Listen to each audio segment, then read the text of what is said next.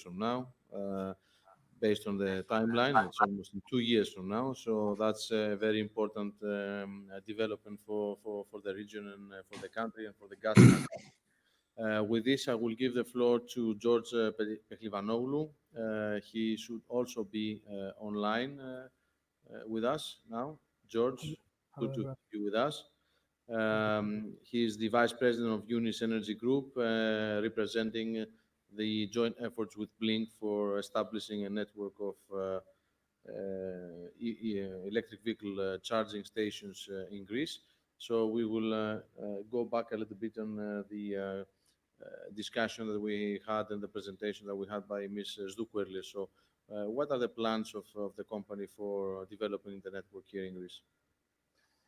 Thank you. Thank you very much for the introduction, Professor Andriasopoulos, and thank you very much for the invitation to present and speak at this very important conference. Um, I am very glad that General Secretary Ms. Zdoukou as well as Mr. Ioannou gave me a very good intro to my presentation. So I will be able to present through my slides the latest developments in all these efforts of both Eunice Energy as well as Blink Charging Europe. So I will just share the screen right now.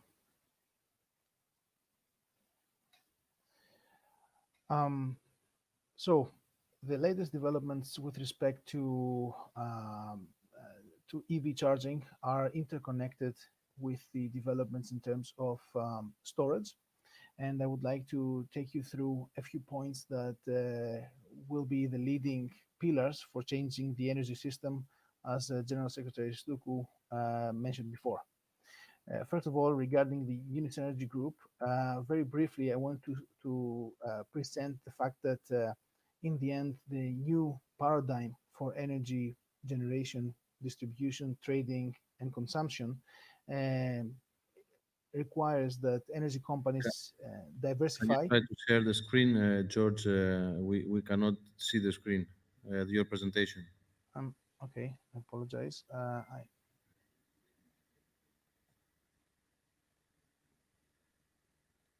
I hope you can see it now. Okay, it seems that it's working. Yes, we can see that now. Okay. Apologies. So, as I mentioned, LNG companies need to diversify and be able to be active in all these aspects: distributed energy, EV charging, uh, demand response, smart grids. So this is the direction that Eunice follows, and together with a joint venture with Blink Charging USA, we are entering the pan-European EV charging network of Blink. We're starting from Greece and expanding to the other countries, and trying to take advantage of all the possibilities that this new energy paradigm gives us. So, in the post-coal electricity system, what are the challenges and what are the some of the solutions? So, just briefly, some of the challenges are the grid integration costs due to renewables, which are distributed and are intermittent. The intermittency, which is less predictable within the sphere of renewable energies, as well as the grid management, which when the grid is less stable or it doesn't count on large stabilizing units, grid management is an important point. So for these three challenges, distributed generation and smart grid load management, so demand response is one of the solutions. Sophisticated prediction models, artificial intelligence is another one. Storage is a very important solution, as well as the smart management of renewables. And then, of course, the distributed ancillary services to the grid. So in order to stabilize the grid through distributed system, IoT, as it was mentioned before, and of course, the decentralized grid management.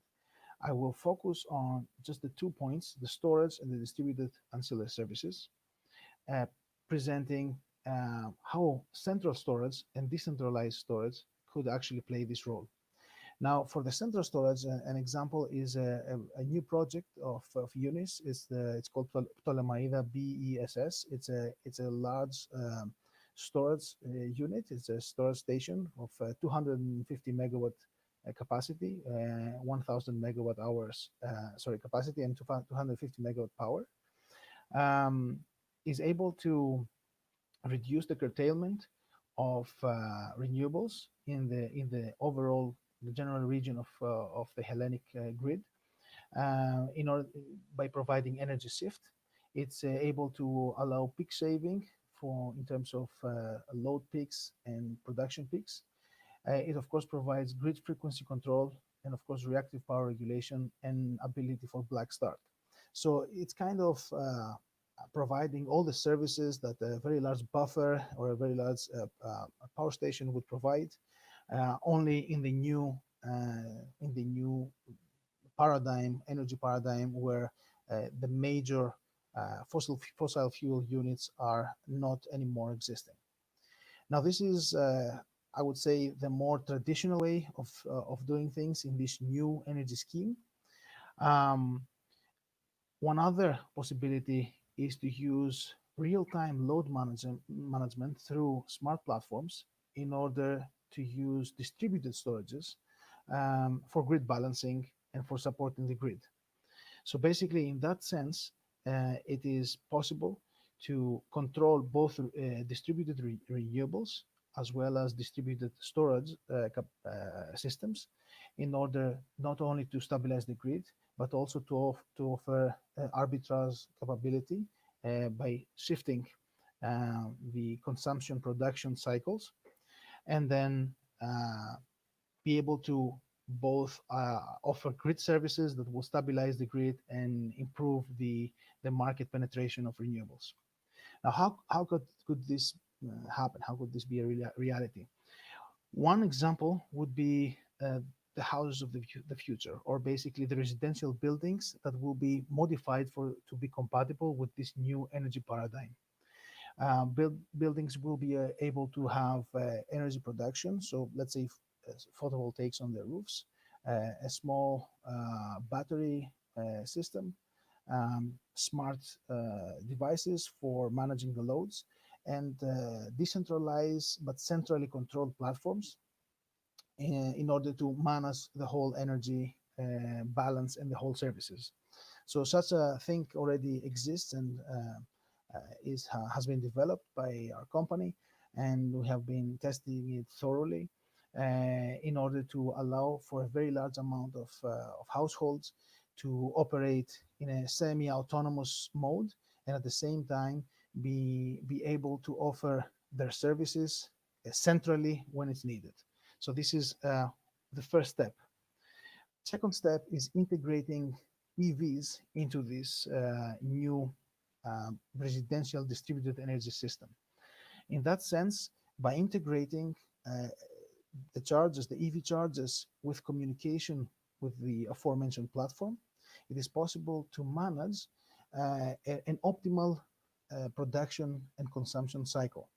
Now, as we can see on the graph, most charges happen midday and in the early afternoon. These are the times where people are either working or are doing the rest of their activities, such as shopping or parking their cars for the afternoon.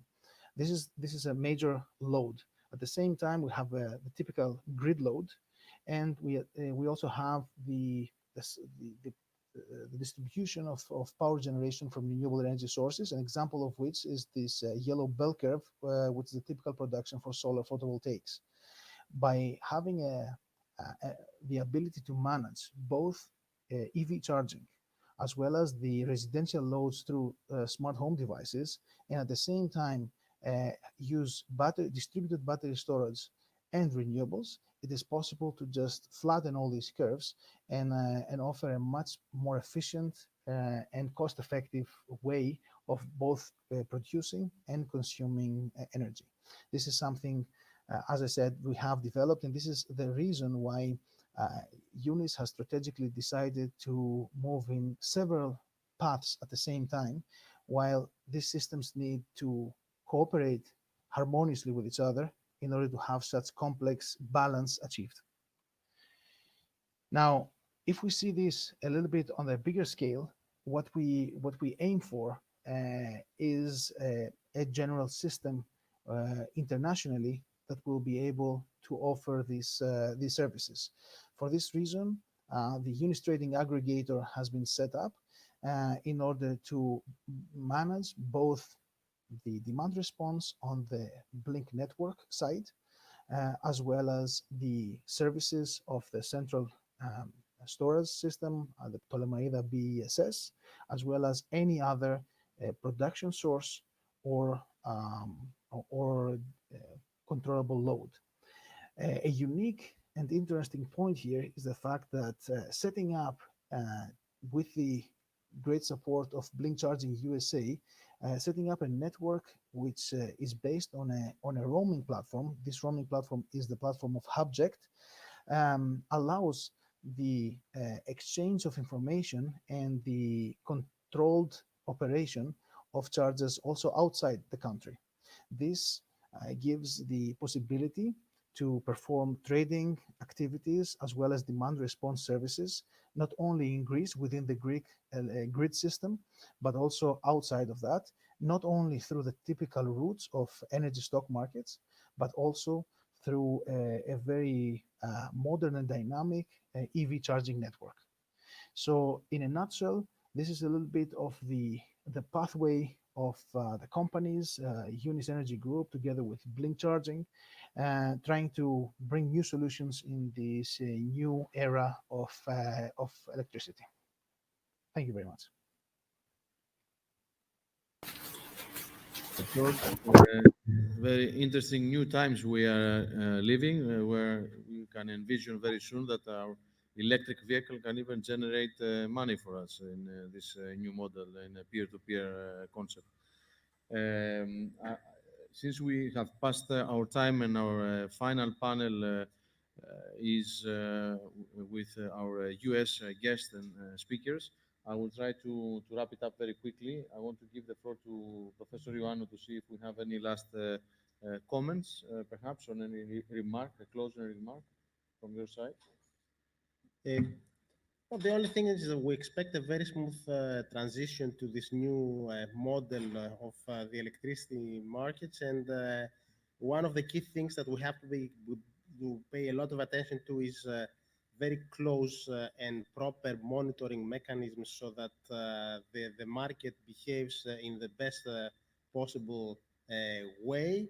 And a final remark is that we also, at the energy exchange, we assume all the clearing of the transactions, and that's important, both through NX Clear, which is a subsidiary of Henex, which clears the DAM, the IDM, and the balancing market, and Affex Clear, which clears all the derivatives markets. So all of this will be done at one location. I think that's important for the market and for let's say the safeguard of the whole operations. And finally, one thing that relates to the final presentation is that because we have a vibrant market that will give price signals and will evolve with time, that we can link to all these services of grid to vehicle and vehicle to grid, and the schemes that use storage, etc.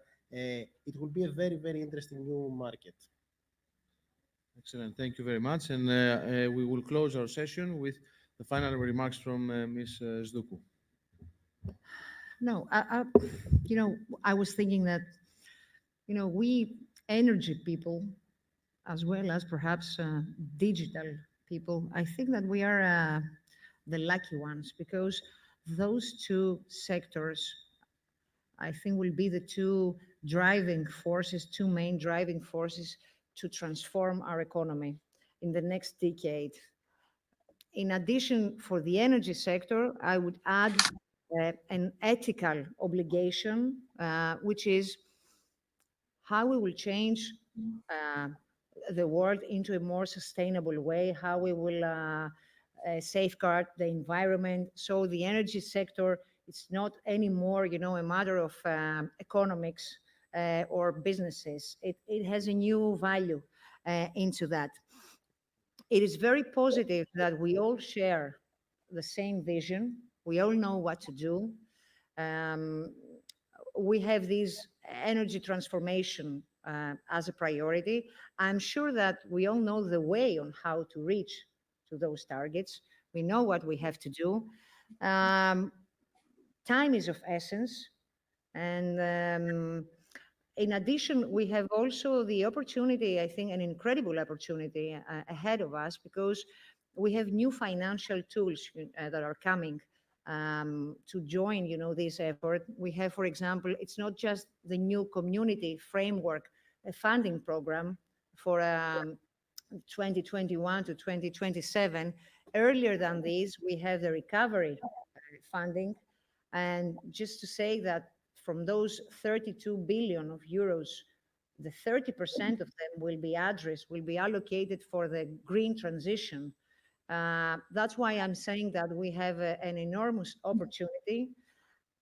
The ministry will continue passionately to promote this energy strategy, as has been described by the minister or by me.